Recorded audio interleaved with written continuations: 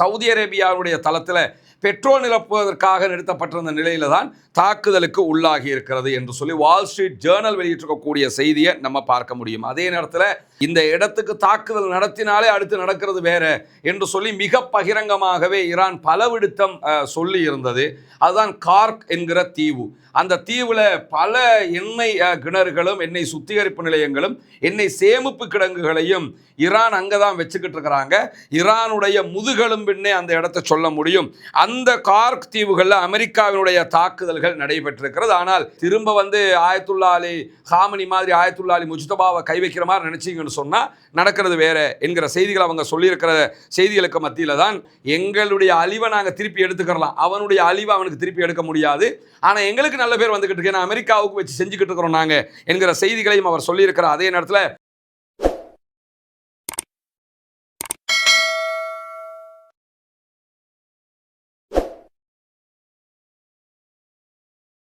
அன்பிற்கினிய சகோதர சகோதரிகளே, நம் அனைவர் மீதும் ஏக இறைவனுடைய அமைதியும் கருணையும் உண்டாகட்டுமாக என்கிற உயரிய பிரார்த்தனைகளோடு ஈரானுக்கும் இஸ்ரேல் அமெரிக்காவுக்கு இடையிலான ஒரு மாபெரும் யுத்தம் தொடர்ந்து உச்சகட்டமாக நடைபெற்று வரக்கூடிய சூழல்ல ஈரானுடைய அரசை வீழ்த்துவதற்காக அமெரிக்கா கடந்த 15 நாட்களாக படாத பாடுபட்டு கொண்டிருப்பதை நம்ம ஊடகங்களில் தொடர்ந்து பார்த்து வர்றோம். ஏன்னா அமெரிக்கா போன்ற ஒரு மாபெரும் வல்லரசால் ஈரான் போன்ற ஒரு நாட்டை இதுவரைக்கும் வீழ்த்த முடியவில்லை என்பது வெக்கத்திலும் வெக்கமான ஒரு விஷயமாக சர்வதேச அளவிலே பார்க்கப்படுகிறது. காரணம் என்னன்னா, நாங்கள் ஈரானை அட்டாக் பண்ண போகிறோம், ஈரானுடைய இராணுவத்தை வீழ்த்த போகிறோம், ஈரானுடைய அரசை வீழ்த்த போகிறோம், அதற்காக ஒரு மாபெரும் கடற்படையை நான் அனுப்பியிருக்கிறேன், அதற்கு பெயர் ஆர்மடா என்று சொல்லியெல்லாம் ரொம்ப உச்சமாகவே அமெரிக்க அதிபர் டொனால்ட் ட்ரம்ப் கம்பி கட்டிய கதைகளை பேசியதும் அதே போன்று ரொம்ப பீத்திக்கிட்டு தெரிஞ்சதையெல்லாம் நம்ம சர்வதேச அளவில் பார்த்தோம். இன்ன வரைக்கும் அந்த பீத்தல் அவர் கைவிடாமல்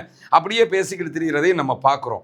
இப்படியான ஒரு சூழல்ல தொடர்ந்தும் ஈரான் மீது இஸ்ரேல் அமெரிக்கா தாக்குதல் நடத்துகிற அதே நேரம் ஈரானும் பதிலடி தாக்குதல்களை குறைவில்லாமல் மனநிறைவாகவே கொடுத்து கொண்டிருக்கிறார்கள். சர்வதேச அளவில் இது மாபெரும் பொருளாதார நெருக்கடியையும் அழுத்தத்தையும் உண்டாக்கி இருக்கிறது. குறிப்பாக ஸ்பெயின், இத்தாலி, ஜெர்மன் போன்ற நாடுகள் எல்லாம் இந்த யுத்தத்தில் நாங்கள் பங்காளிகள் இல்லை, நாங்கள் இதுக்குள்ளே வர விரும்பலை அப்படின்ட்டாங்க. காரணம் என்னென்னு கேட்டால், அந்த ஹொர்முஸ் நீர்நிலை பகுதிகளை ஃபுல்லாகவே தற்போது ஈரான் மூடி இருக்கிறது. அந்த வழியாக பயணிக்க முடியாது கப்பல்கள், பயணித்தால் ஈரான் தாக்குதல் நடத்தும். இப்படி பல பிரச்சனைக்கு மேல் பிரச்சனையாக மாறிக்கொண்டே இருக்கிறது அமெரிக்காவும். இந்த சூழல்ல அமெரிக்காவிலேயே ஒரு பெட்ரோல் பேரல் $100 தாண்டி விட்டது என்கிற நிலை உருவாகி இருக்கும் போது மற்ற நாடுகளில் எல்லாம் இதைவிட உச்சமான பெட்ரோலிய அழுத்தம் ஏற்படுவதற்கான வாய்ப்புகளும் இருக்கிறது என்கிற செய்திகளுக்கு மத்தியில் நேற்றைய தினம் மீண்டும் தாக்குதல்களை ஆரம்பித்திருக்கிறது ஈரான். குறிப்பாக ஈரான் சவுதி அரேபியாவினுடைய அமெரிக்க தளத்தை இலக்கு வைத்து தாக்குதல்களை நடத்தி இருக்கிறது. சவுதி அரேபியாவினுடைய அமீர் சுல்தான் விமானப்படை தளத்தில் இருந்த எரிபொருள் நிரப்புவதற்காக வந்திருந்த அமெரிக்காவினுடைய 5 விமானங்கள் மீது தாக்குதல்கள் நடத்தப்பட்டிருக்கிறது என்கிற செய்திகள் வெளியாகி இருக்கிறது. அமெரிக்காவினுடைய F-35 விமானங்கள் இவங்க பறந்துகிட்டு இருக்கும் போது அதற்கு தாக்குதல் நடத்துகிற தன்மைகளை ஈரான் குறைத்திருக்கிறது. பறக்கும் போதே ஈரான் அவங்களை சுட்டு வீழ்த்துற மாதிரி காட்சிகள் F-15 வகையான 2 விமானங்களுக்குத்தான் ஏற்பட்டிருந்தது என்பது நமக்கு தெரியும். ஆனால் F-35 விமானங்கள் தற்போது இந்த அமீர் சுல்தான் என்கிற சவுதி அரேபியாவுடைய தளத்தில் பெட்ரோல் நிரப்புவதற்காக நிறுத்தப்பட்டிருந்த நிலையில தான் தாக்குதலுக்கு உள்ளாகி இருக்கிறது என்று சொல்லி வால் ஸ்ட்ரீட் ஜேர்னல் வெளியிட்டிருக்கக்கூடிய செய்தியை நம்ம பார்க்க முடியும். அதே நேரத்தில் நேற்றைய தினம் பின்னேரங்களில் அமெரிக்கா ஈரான் மேலே ஒரு முக்கியமான இடத்திற்கு தாக்குதல்களை நடத்தி இருந்தது. இந்த இடத்துக்கு தாக்குதல் நடத்தினாலே அடுத்து நடக்கிறது வேற என்று சொல்லி மிக பகிரங்கமாகவே ஈரான் பலவிடுத்தம் சொல்லி இருந்தது. அதுதான் கார்க் என்கிற தீவு. அந்த தீவுல பல எண்ணெய் கிணறுகளும் எண்ணெய் சுத்திகரிப்பு நிலையங்களும் எண்ணெய் சேமிப்பு கிடங்குகளையும் ஈரான் அங்கதான் வச்சுக்கிட்டு இருக்கிறாங்க. ஈரானுடைய முதுகெலும்பின்னே அந்த இடத்தை சொல்ல முடியும். அந்த கார்க் தீவுகளில் அமெரிக்காவினுடைய தாக்குதல்கள் நடைபெற்றிருக்கிறது. ஆனால் எண்ணெய் சுத்திகரிப்பு நிலையங்களுக்கோ எண்ணெய் வயல்களுக்கோ இதுவரை எந்த விதமான சேதங்களும் ஏற்படவில்லை என்று சொல்கிறது ஈரான். ஆனால் என்ன சொன்னாங்கன்னா, இந்த தீவுகள் மேலே நீங்கள் கை வச்சிங்கன்னா நாங்கள் மத்திய கிழக்கில் இருக்கக்கூடிய அமெரிக்காவினுடைய நிலைகளை மட்டுமல்ல, அங்கு இருக்கக்கூடிய எண்ணெய் வயல்களையும் நாங்கள் தீ வைத்து எரிப்போம் என்று சொன்னாங்க. ஏன்னா அங்கே பெட்ரோலியம் உற்பத்தி செய்யக்கூடிய பல நிறுவனங்கள் அமெரிக்க நிறுவனங்களாக இருக்கிறது. எனவே அதன் மேலேயும் அட்டாக் பண்ணுவோம் என்று சொல்லியிருந்தாங்க. இந்த தாக்குதல் நடந்ததற்கு பிறகு உடனடியாக ஈரான் துபாய்க்கு ஒரு செய்தி அனுப்பியிருந்தாங்க. யுஏஇனுடைய ஆட்சியாளர்களுக்கு ஒரு செய்தி அனுப்பியிருந்தது ஈரானுடைய IRGC. அது என்ன செய்தி என்று சொன்னால், அமெரிக்காவினுடைய எல்லா மறைவிடங்களும் சட்டபூர்வ இலக்குகளாக மாறிவிட்டன என்றுதான் அவர்கள் அந்த செய்தியை அனுப்பியிருந்தார்கள். அமெரிக்காக்காரன் எங்கெல்லாம் இருக்கானோ, எங்கெல்லாம் ஒளிஞ்சுக்கிட்டு இருக்கிறானோ எல்லா இடத்தின் மேலேயும் நாங்கள் தாக்குதல் நடத்துவோம் என்று சொல்லி சொன்னது மட்டுமல்லாமல், யுஏஇல இருக்கக்கூடிய, ஐக்கிய அரபு எமிரேட்ஸில் இருக்கக்கூடிய நகரங்களில் தங்கியிருக்கக்கூடிய அமெரிக்க இராணுவத்தினுடைய இடங்கள், அதே போன்ற கப்பல் துறைமுகங்கள், கப்பல் துறைகள் சார்ந்த இடங்கள், மறைவிடங்கள், இப்படி எல்லா இடங்கள் மேலேயும் நாங்கள் தாக்குதல் நடத்துவோம். யுஏஇல இருக்கக்கூடியவங்க பாதுகாப்பான இடங்களுக்கு சென்று விடுங்கள், மக்களை பாதுகாப்பான இடங்களுக்கு வச்சிருங்கன்னு சொல்லி யுஏஇ கவர்மெண்ட்டுக்கே நேரடியாக ஈரானுடைய அரசு அறிவித்திருக்கிறது. தஸ்னீம் நியூஸ் ஏஜென்சி இந்த செய்திகளை வெளியிட்டிருக்கிற அதே நேரத்தில் மொத்தமாக ஐக்கிய அரபு எமிரேட்ஸினுடைய அமெரிக்க தளங்கள் தான் முதன்மை தாக்குதலுக்கு மாற இருக்கின்றன என்கிற செய்திகளை சொல்லியிருந்தார்கள். உடனடியாக புஜைரா துறைமுக நகரத்தின் மீது தாக்குதல்கள் நடத்தப்பட்டிருக்கிறது. ஈரானுடைய ட்ரோன் தாக்குதல்களை தொடர்ந்து எண்ணெய் சேமிப்பு கிடங்குகளில் இருந்து பாரிய புகை மூட்டங்கள் வெளிவந்து கொண்டிருக்கின்றன என்கிற செய்திகளை அல் ஜசீரா உள்ளிட்ட ஊடகங்கள் வெளியிட்டுக் கொண்டிருக்கின்றன. ப்ளூம்பர்க்கினுடைய கூற்று பிரகாரம் இந்த தாக்குதல்கள் ஹார்முஸ் ஜலசந்திக்கு வெளியிலே இருக்கக்கூடிய ஒரு முக்கியமான உலகளாவிய எரிசக்தி மையமான துறைமுகத்தில் நடத்தப்பட்டிருக்கிறது. இது எண்ணெய் ஏற்றுதல் நடவடிக்கைகளை உடனடியாக நிறுத்துவதற்கு வழிவகுக்கும் அப்படிங்கிறாங்க. ஏன்னா இந்த அரபு நாடுகள் எல்லாம் இருக்குதா இல்லையா, சவுதி, குவைத், பஹ்ரைன், பெரும்பாலான நாடுகளுடைய சுத்திகரிக்கப்பட்ட எண்ணெய் சேமிப்பு கிடங்கு இங்கே தான் இருக்குது. அதுலேயும் யுஏஇனுடைய ஈரல்ன்றே அதை சொல்லலாம். இங்கே தான் புஜைராவில் தான் வச்சிருக்கிறாங்க. இங்கே இருந்து என்ன பண்ணுவாங்கன்னா, இது ஒரு குடோன்னு நினச்சிக்கிறீங்களேன், எல்லாருமே கொண்டு வந்து இங்கே சேமித்து வைப்பாங்க. இங்கே இருந்து தான் கடல் வழியாக மற்ற நாடுகளுக்கு அனுப்புவாங்க. அந்த புஜைரா போர்ட் மேலே தான் இப்போ தாக்குதல்கள் நடத்தப்பட்டு கொண்டிருக்கிறது என்கிற செய்திகள் வெளிவந்து கொண்டிருக்கக்கூடிய சூழலில் இதற்கு பதிலளிக்கும் விதமாக, அதாவது கார்க் என்கிற அந்த தீவின் மேலே தாக்குதல்கள் நடத்தியதற்கு பதிலளிக்கும் விதமாக அடுத்த கட்டமாக அமெரிக்காவினுடைய பக்தாதில் இருக்கக்கூடிய தூதுவர் ஆலயத்தின் மீது தாக்குதல்கள் நடத்தப்பட்டிருக்கிறது. இது அமெரிக்காவினுடைய தூதுவர் ஆலயம் வெடித்து சிதறி புகை மூட்டமாக இருக்கக்கூடிய காட்சிகளை தான் நீங்கள் பார்க்குறீங்க. இவ்வளவு ஒரு படுபயங்கரமான பாரிய தாக்குதலை தற்போது ஈரானுக்கு ஆதரவான ஈராக்கில் இருக்கக்கூடிய ஆயுத குழுக்கள் நடத்தி வருகிறார்கள். மொத்தத்தில் அமெரிக்கா எந்த பக்கம் திரும்பினாலும் அடி விழுகுது என்கிற நிலை இருக்கும்போது, அமெரிக்கா ஈரானுடைய மற்ற தீவுகள் மேலேயும் தாக்குதல்கள் நடத்தலாம் என்கிற ஒரு அச்சம் நிலவிக் கொண்டிருக்கிறது. அப்படி தாக்குதல் நடத்தினால் அது பாரிய இழப்புகளை ஈரானுக்கு ஏற்படுத்துறது மட்டுமல்லாமல், ஈரான் தாறுமாறாக கண்ட்ரோல் இல்லாமல் அரபு நாடுகளில் இருக்கக்கூடிய எண்ணெய் வயல்கள் மீது தாக்குதல்களை நடத்தும் என்று நம்பப்படுகிறது. குறிப்பாக கார்க் தீவுகளில் திரும்ப தாக்குதல் நடத்தினால் பதிலடி தாக்குதல்கள் உச்சமாக இருக்க வாய்ப்பு இருக்கிறது. அதற்கு பிறகு கிஷ் என்கிற ஒரு தீவு இருக்கிறது, அந்த தீவு மேலே அமெரிக்கா தாக்குதல் நடத்த வாய்ப்பு இருக்கிறது. மூன்றாவதாக அபு மூசா என்கிற தீவின் மேலே தாக்குதல் நடத்த வாய்ப்பு இருக்குது. இந்த தாக்குதல்கள் நடத்தப்பட்டால் அதுக்கு பிறகு ஈரானுடைய ஆட்டமே தவிர்க்க முடியாத உச்சகட்டமாக இருக்கும் என்றுதான் தற்போது ஆய்வாளர்கள் சொல்லக்கூடிய நிலையில, இன்றைக்கு சிகாகோ பல்கலைக்கழகத்தினுடைய அரசியல் அறிவியல் பேராசிரியராக இருக்கக்கூடிய ரபேட் பேப்பிடத்தில் அல் ஜசீரா ஒரு பேட்டி எடுத்திருக்கிறாங்க. இவர் ரொம்ப பெரிய ஒரு ஆய்வாளர், குறிப்பாக மத்திய கிழக்கு தொடர்பான பல விவகாரங்களை ஆய்வு செய்யக்கூடிய ஒருவர்.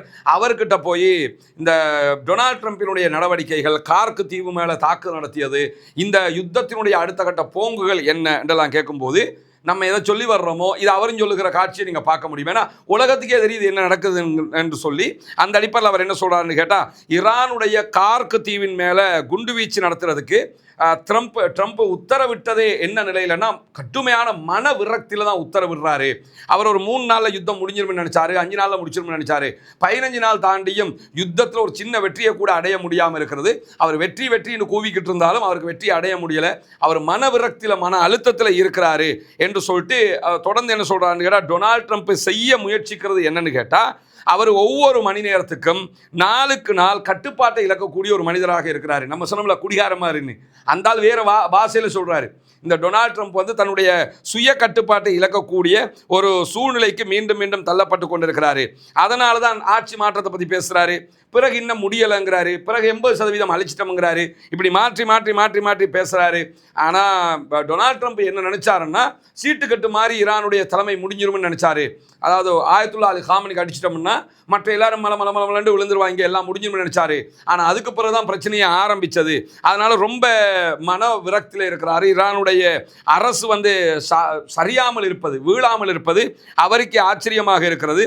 தந்திரோபாய ரீதியாக அவங்க சில வெற்றிகளை அடைஞ்சாலும் மூலோபாய ரீதியாக ஈரானுக்குள்ள எந்த வெற்றியையுமே அவங்களால அடைய முடியாமல் இருக்கிற காரணத்தினால தான் கார்க் தீவுகள் மேலே விரக்தியில் அட்டாக் பண்ண பார்க்குறாரு.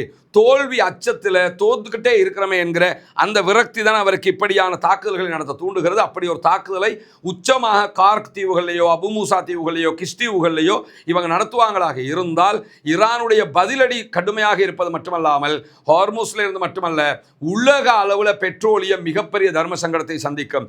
எல்லாத்தையுமே ஸ்டாப் பண்ணுவாங்க, எல்லா பக்கமும் தாறுமாறாக அடிப்பாங்க. இது அமெரிக்க அதிபர் டொனால்ட் ட்ரம்ப்புக்கு ஆலோசனை சொல்றவங்க இதை கொஞ்சம் சொல்லுங்கடா, இருந்தாலும் மூளைக்கு புரியட்டும்ங்கிற மாதிரி அவர் சொல்லியிருக்கக்கூடிய காட்சியை நம்ம பார்க்க முடிகிற அதே நேரத்தில் ஈரானுடைய உச்ச தலைவர் மீண்டும் கொல்லப்பட்டாலோ, அவர் மீது மீண்டும் தாக்குதல்கள் நடத்தப்பட்டாலோ, அமெரிக்காவுடைய அனைத்து நிலைகள் மீதும் இப்போது நடத்துகிற தாக்குதலை போன்று பல மடங்கு பதிலடி தாக்குதல்கள் நடத்தப்படும் என்கிறார் மாஸ்கோவுக்கான ரஷ்யாவுக்கான ஈரானுடைய தூதர் என்கிற செய்திகளும் இன்றைக்கு வெளியாகி இருக்கக்கூடிய நேரத்தில் ஈரானுடைய மக்கள் கடும் கோபமாக இருக்கிறாங்க. இரத்தத்திற்கு இரத்தம் பழிவாங்க வேண்டும் என்று நினைத்து கொண்டே இருக்கிறார்கள். இயற்கையாகவே அமெரிக்கர்கள் எதிர்காலத்தில் கடுமையான பழிவாங்குதல்களை எதிர்கொள்ள வேண்டி வரும். எனவே திரும்ப வந்து ஆயத்துல்லா அலி காமனி மாதிரி ஆயத்துல்லா அலி முஜ்தபாவை கை வைக்கிற மாதிரி நினைச்சிங்கன்னு சொன்னால் நடக்கிறது வேற என்கிற செய்திகள் அவங்க சொல்லியிருக்கிற செய்திகளுக்கு மத்தியில் தான் இன்றைக்கு ஈரானுடைய உயர்மட்ட இராணுவ செய்தி தொடர்பாளர் பிரிகேடியர் ஜெனரல் அப்போல் பாஸ் ஷராக்ஷி வெளியிட்டிருக்கக்கூடிய அறிவிப்பில் என்ன சொல்றாருன்னு கேட்டால், அமெரிக்கா அதே போன்று இஸ்ரேலுடைய பல தெய்வ வழிபாடு அதே போன்று மக்களை ஏமாற்றுகிற இந்த தன்மைகளுக்கு எதிராக மத்திய கிழக்கு நாடுகள் எல்லாம் ஒன்றுபட வேண்டும். நல்லா புரிஞ்சுக்கிறீங்கன்னு சொல்றாரு. இஸ்ரேல் வந்து பல தெய்வ வழிபாட்டை வைத்துக்கொண்டு மக்களை ஏமாற்றி கொண்டு இருக்கிறது. அமெரிக்காவும் அதே வேலையை செஞ்சுக்கிட்டு இருக்கிறாங்க. எது எப்படி போனால் நம்ம ஒரு இஸ்லாமிய வட்டத்துக்குள்ளே இருக்கக்கூடியவங்க இந்த வேறுபாடை எல்லாம் பார்க்காம அத்தனை பேர் நம்ம ஒன்றிணையணும். நம்ம ஒன்றிணைஞ்சால் மட்டும்தான் நம்ம பகுதிகளை நம்ம பாதுகாக்க முடியும். ஈரானை பொறுத்தவரையில் ஈரானுக்கு விழுந்திருக்கிற அடிகளில் எங்கள் நாட்டில் எதெல்லாம் அழிக்கப்பட்டுச்சோ அந்த அழிக்கப்பட்டதெல்லாம் எங்களை திருப்பி உருவாக்குறதுக்கு தெரியும். ஆனால் அமெரிக்காவினுடைய குட் நேம் நாங்கள் இல்லாமல் ஆக்கியிருக்கிறோம்ல, அவங்களுக்கு ஒரு குட்வில் இருந்துச்சா இல்லையா? அமெரிக்கான்னா வல்லரசு, அமெரிக்கான்னா பலம், அமெரிக்கான்னா காசு, அமெரிக்கான்னா இராணுவம், இது எல்லாத்தையுமே அழிச்சிட்டோம். எங்களுடைய அழிவை நாங்கள் திருப்பி எடுத்துக்கிறலாம், அவனுடைய அழிவை அவனுக்கு திருப்பி எடுக்க முடியாது. ஆனால் எங்களுக்கு நல்ல பேர் வந்துக்கிட்டு இருக்கு, அமெரிக்காவுக்கு வச்சு செஞ்சுக்கிட்டு இருக்கிறோம் நாங்கள் என்கிற செய்திகளையும் அவர் சொல்லியிருக்கிறார். அதே நேரத்தில் லெபனானில் இருக்கக்கூடிய ஹெஸ்புல்லாக்கள் இஸ்ரேல் மீது பாரிய தாக்குதல்களை தொடர்ந்து நடத்தி கொண்டே இருக்கிறார்கள். நேற்றைய தினம் மட்டும் மிக கடுமையான தாக்குதல்கள் நடத்தப்பட்டிருக்கு. லெபனான் எல்லைக்காரர்கள் இருக்கக்கூடிய இஸ்ரேலிய நகரமாக இருக்கிற கிரியாத் ஷெமோனாவில் ராக்கெட் தாக்குதல்கள் நடத்தி இருக்கிறார்கள். அதேபோன்று வடக்கு இஸ்ரேலில் இருக்கக்கூடிய மெத்துல்லா நகரத்தின் மீது 2 அலை தாக்குதல்கள் 30 என்று 60 ராக்கெட் தாக்குதல்கள் நடத்தி இருக்கிறார்கள். அதேபோன்று இஸ்ரேலுடைய நகரமாக இருக்கக்கூடிய சபாத்துக்கு அருகாமையில் இருக்கக்கூடிய ஐன் ஜட்டீம் தளத்தின் மீது இராணுவ தாக்குதல்கள், இது இராணுவ தளமாக இருக்க அதில் ஏவுகணை தாக்குதல்கள் நடத்தி இருக்கிறார்கள்.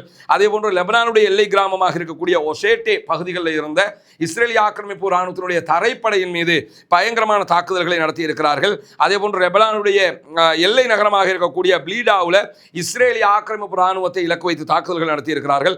லெபனானுடைய கியாம் நகரத்தில் இருக்கக்கூடிய ஒரு தடுப்பு மையத்துக்கு அருகில் இருந்து இஸ்ரேலிய ஆக்கிரமிப்பு இராணுவத்தினுடைய சோல்ஜர்ஸ்களை நோக்கி தாக்குதல் நடத்தப்பட்டிருக்கு. இப்படி பல தாக்குதல்களை இன்றைக்கு நடத்தி இருக்கிறது ஹெஸ்புல்லாக்கள் என்கிற செய்திகளுக்கு மத்தியில் தான் முதல் தடவையாக ஈரானுக்குள்ள தரைப்படையை அனுப்புவதற்கான திட்டத்தை தெளிவாக்குகிறது அமெரிக்கா என்கிற செய்திகள் வெளியாகி இருக்கிறது.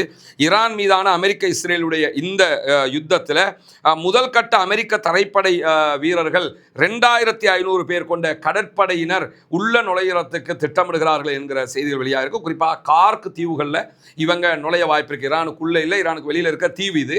இங்கே தான் ஈரானுடைய பெட்ரோலிய வளமே நிறைஞ்சிருக்குது. அங்கே இந்த தரைப்படை உள்ளே நுழைவதற்கான வாய்ப்பு இருக்குது. 31வது அமெரிக்காவுடைய கடற்படை கட்டளை பிரிவினுடைய பயண பிரிவின் உறுப்பினர்கள் இப்போது ஜப்பானில் இருக்கக்கூடிய ஒகினாவில் இருந்து இந்த தாக்குதலுக்காக தயாராகி வந்து கொண்டிருக்கிறார்கள். USS ட்ரிபோலி என்கிற கப்பலில் தான் இவங்க வந்துகிட்டு இருக்கிறாங்க என்கிற செய்திகள் வெளியாகி இருக்கிறது. இவர்கள் உள்ளே நுழைந்தால் மிக கடுமையான பதிலடியையும் பிணங்களாகத்தான் வெளியே வருவார்கள் என்கிற செய்தியையும் ஈரான் சொல்லி இருக்கிறது. பொறுத்திருந்து பார்ப்போம் என்னவெல்லாம் நடக்கிறது என்று. அடுத்தடுத்த அப்டேட்டுக்காக காத்திருங்கள். நம்முடைய செய்திகள் உடனுக்குடன் உங்களை வந்து சேரும் இன்ஷா அல்லாஹ். ரஸ்மின் மைஸ் நியூஸ் மற்றும் ரஸ்மின் டாக்ஸ் ஆகிய 2 சேனல்களையும் நம்முடைய செய்திகள் ஒளிபரப்பப்படுகிறது. எனவே அதை தொடர்ந்து பார்த்து வருகிற போது உண்மையான கள நிலவரங்களை நீங்கள் அறிந்து கொள்ள முடியும். இங்கே நீங்கள் இந்த வீடுகளை பார்த்தீங்கன்னா இந்த வீட்டுக்கு எது ஹால் எது கிச்சன்ங்கிற அந்த வித்தியாசமே இருக்காது. அந்த அளவுக்கு அவங்க இருக்கிறத கொண்டு ஏதோ ஒரு வகையில் போய் கொண்டிருக்கிறாங்க. நீங்கள் அந்த காட்சிகளை பார்க்கும்போது உங்களுக்கு தெளிவாக புரியும். உங்கள் கணவர் நுவரெலியிலையா? அப்போ இப்போ தொழிலுக்கு போயிட்டாரா? இனிய சகோதர சகோதரிகளே, தொடர்ந்து உங்களுக்கு தெரியும் நம்முடைய வீடியோக்களை பார்த்து வரக்கூடிய சகோதரர்களுக்கு ரமலானுடைய மாதத்தில் ஜகாத்து தான தர்மங்களை செய்யக்கூடிய சகோதரர்கள் மூலமாக இலங்கையினுடைய கிழக்கு மாகாணத்தினுடைய முதல் நகரமாக இருக்கக்கூடிய பொத்துவில்ல உள்ள இருக்கக்கூடிய சர்வோதயபுரம் என்கிற பகுதிகளில் ஹிஜ்ரத் நகர் என்கிற பகுதிகளில் தான் நம்ம இப்போ நிற்கிறோம். இந்த பகுதிகளில் இருக்கக்கூடிய இஸ்லாத்தை வாழ்வியலாக ஏற்றுக்கொண்டிருக்கக்கூடிய புதிதாக இஸ்லாத்தை ஏற்றுக்கொண்டிருக்கக்கூடிய சகோதரர்கள் படுகிற கஷ்டங்களை நம்ம அண்மை காலமாக பார்த்துருந்தோம். அந்த அடிப்படையில் அவங்களுக்கான வாழ்வியல் இடங்கள் இல்லை. அவங்களுக்கு ஒரு வீட்டு வசதியை ஏற்படுத்தி கொடுப்பதற்கான ஒரு முயற்சியாகத்தான் ஒரு வீட்டு திட்டத்தை அந்த முயற்சியை தான் நம்ம செஞ்சு வர்றோம்.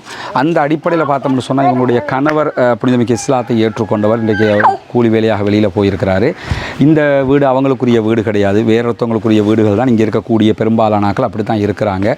ஏற்கனவே பள்ளி தலைவர் நமக்கு அந்த செய்திகளை சொல்லியிருக்கிறார். ஸ்கூலுக்கு போகிற நேரத்தில் நம்ம கொழும்புலாம் 6:30 மணிக்கு பிள்ளைகளை எடுத்துகிட்டு போயிடுவோம் ஸ்கூலுக்கு போகிறதுக்காக. ஆனால் இங்கே அப்படி போக முடியாது. ஏன்னா அந்த நேரத்தில் யானை நிற்கும். இந்த மாதிரியான பல தொல்லைகளுக்கு மத்தியில் தான் இந்த மக்கள் வாழ்ந்து வருகிறார்கள். எனவே இந்த புனிதமிக்க ரமலானுடைய மாதத்திலே நபிகள் நாயகம் ஸல்லல்லாஹு அலைஹி வஸல்லம் அவர்கள் நிறைய தான தர்மங்களை செய்திருக்கக்கூடிய செய்திகளை நீங்கள் தொடர்ந்து எல்லா பயான்கள்லையும் உரைகள்லையும் பார்த்து வந்திருப்பீங்க. அதே நேரத்தில் இந்த மாதிரியான மக்களுக்காக வேண்டி இஸ்லாம் நமக்கு தந்திருக்கக்கூடிய ஒரு அழகான வாய்ப்பு தான் ஜகாத்து திட்டத்தில் 8 பேரை இஸ்லாம் நமக்கு வகைப்படுத்துகிறது. அதில் நம்ம இந்த ஃபக்கீர்கள் மிஸ்கீன்கள் இந்த மாதிரி ஆட்களை தொடர்ந்து நம்ம பார்த்துக்கிட்டே வருவோம். அதில் ஒரு பாட்டாக யார் இருப்பாங்கன்னா முஅல்லஃபத்துல் குலூப் உள்ளங்கள் ஈர்க்கப்படுகிறவர்கள் என்கிற ஒரு கூட்டத்தார் இருக்கிறார்கள். அந்த கூட்டத்தாருக்கும் உதவி செய்ய வேண்டிய ஜகாத்து நிதிகளை கொடுக்க வேண்டிய தேவை இருக்கிறது. நிறைய தான தர்மங்களை பண்ணுவீங்க. இந்த முறை இந்த ரமலானிலே இந்த மக்களுக்காக உங்கள் ஜகாத்திலிருந்து ஒரு பகுதியை ஒதுக்குங்கள். முன்னால் தெரிகிற நம்முடைய தொலைபேசி மற்றும் வாட்ஸ்அப் இலக்கத்திற்கு நீங்கள் தொடர்பு கொள்ள முடியும். மேலதிக தகவல்களை கேட்க முடியும். நேரில் வந்து பார்க்க விரும்புகிற சகோதரர்களையும் அழைத்து கொண்டு வந்து நம்ம இந்த பகுதியில் காட்டுறதுக்கு நம்ம தயாராக இருக்கிறோம். பார்த்து உங்களால் முடிந்த உதவிகளை நீங்கள் அந்த மக்களுக்காக இந்த திட்டத்திற்காக நீங்கள் முன்மொழிந்து செய்ய முடியும். எப்படியோ இந்த திட்டம் வெற்றிகரமாக நடைபெற்று முடிய வேண்டும். மறவாதீர்கள், ரமலானுடைய இந்த காலகட்டத்திலே அந்த மக்களுக்காக உதவி செய்வோம். ஈமானிய ரீதியாக நாளை மறுமையிலே வெற்றி பெறுவதற்கு முயற்சி